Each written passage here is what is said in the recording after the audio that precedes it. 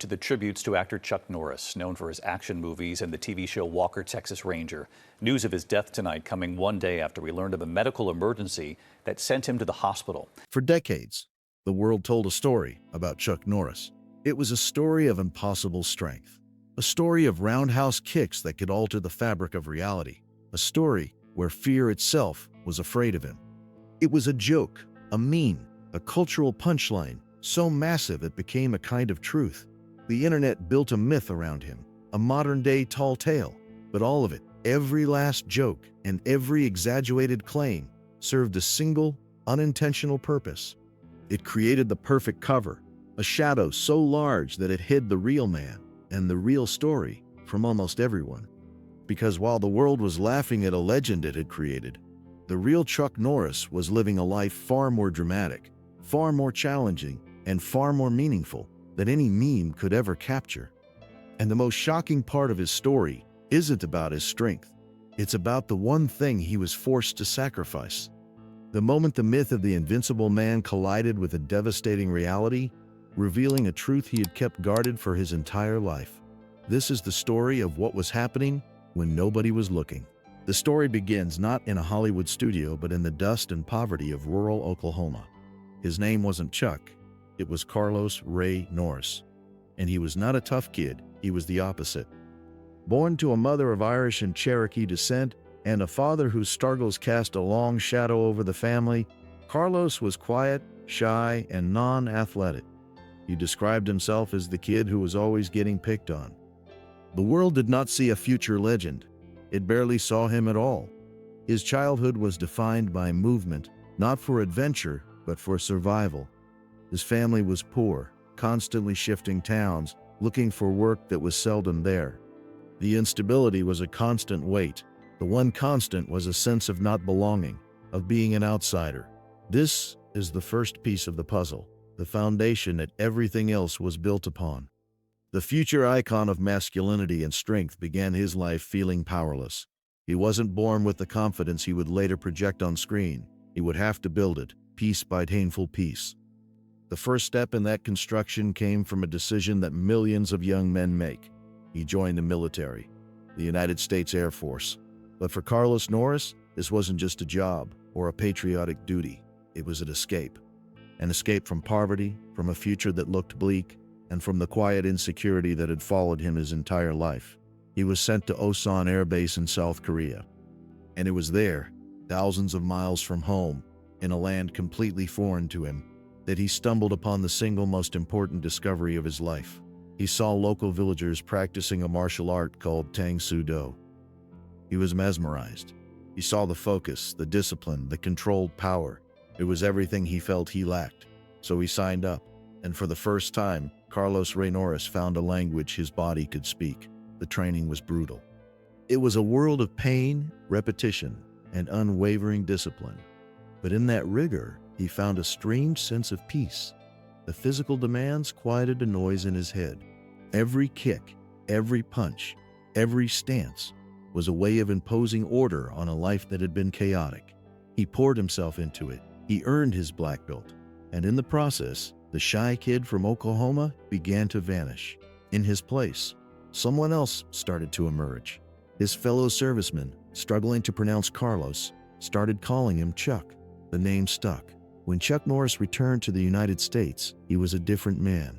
He was no longer just a veteran. He was a martial artist. But the world wasn't waiting to hand him a movie career. There was no red carpet. There was only the grind. He worked at an aircraft company, but his passion was still in the dojo. He started teaching martial arts in his parents' backyard. He was driven, relentless, and he dreamed of more. He took a loan and opened his first karate studio. It was a massive risk. For a time, he slept in his dojo because he couldn't afford an apartment. He was pouring every ounce of his energy and every dollar he had into this dream. But his teaching style, born from his own transformation, was effective. He wasn't just teaching people how to fight.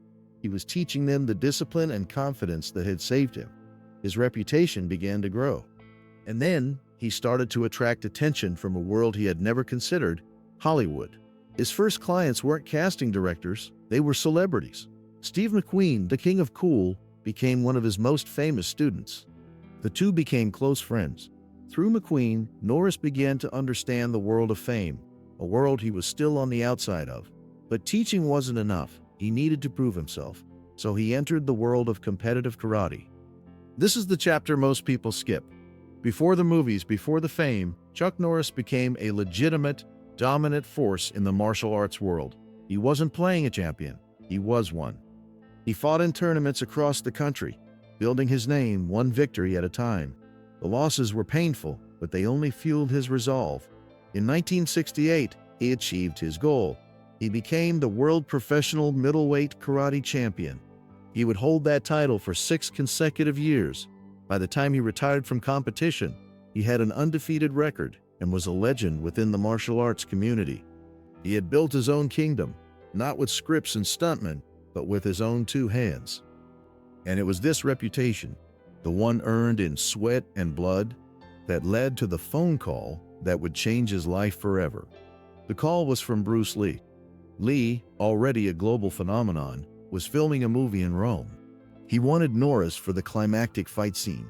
He didn't want an actor. He wanted a real champion. He wanted the best. Norris flew to Rome. The location for the fight was a place steeped in history and combat, the Roman Colosseum. The scene in Way of the Dragon is now iconic. 2 masters of their craft, moving with a speed and intensity that felt utterly real, because it mostly was. For 7 minutes of screen time, the world watched Chuck Norris go toe-to-toe with the legendary Bruce Lee. He played the villain. He lost the fight, but he won something far more valuable. He won the world's attention. Hollywood finally saw what the martial arts world already knew. This man had a presence. He had credibility. He moved with an authority that couldn't be faked. His first starring role, Raker, was a low-budget affair, but it was a start. Then came Good Guys Wear Black and The Octagon. The films were successful. A formula was born, Chuck Norris as the quiet, stoic hero who only spoke when necessary and let his actions speak loudest. The 1980s cemented his status as an action icon, with films like Lone Wolf McQuade, Missing in Action, and The Delta Force. He became a symbol of American strength and resolve. His characters were often one-man armies, unstoppable forces of justice who took on impossible odds and always came out on top. The public began to blur the line between the character and the man. He wasn't just playing a hero. To millions, he was the hero. This persona reached its zenith with television. In 1993, Walker, Texas Ranger premiered. For 8 seasons and over 200 episodes, Cordell Walker became a household name. He was the modern-day cowboy, a Texas Ranger who solved problems with a high kick and a moral code as unshakable as a mountain. The show was a global smash hit. It solidified the image of Chuck Norris as the invincible good guy, the man who could not be beaten. And then, in the early 2000s, something strange happened. The internet discovered him. A new generation, who hadn't grown up with his movies, found him not through a film but through a meme. The Chuck Norris facts phenomenon exploded. Chuck Norris doesn't do push-ups. He pushes the earth down. Ghosts sit around the campfire and tell Chuck Norris stories. Death once had a near Chuck Norris experience.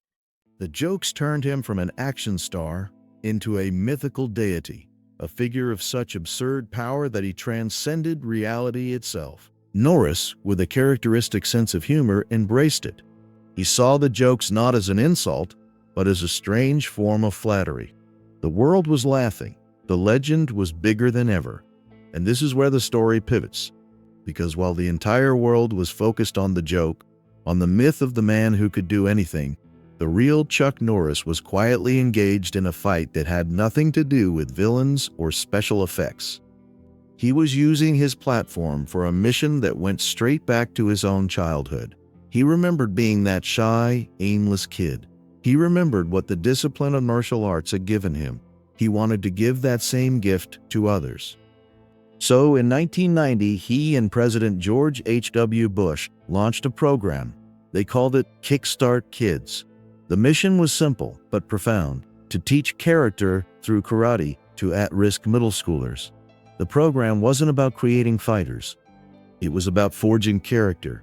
It used martial arts as a vehicle to instill respect, discipline, honesty, and courage in young people at a critical, formative age. While the world was watching Walker Texas Ranger on TV, the real Chuck Norris was building an organization that, to date, has graduated over 100,000 students.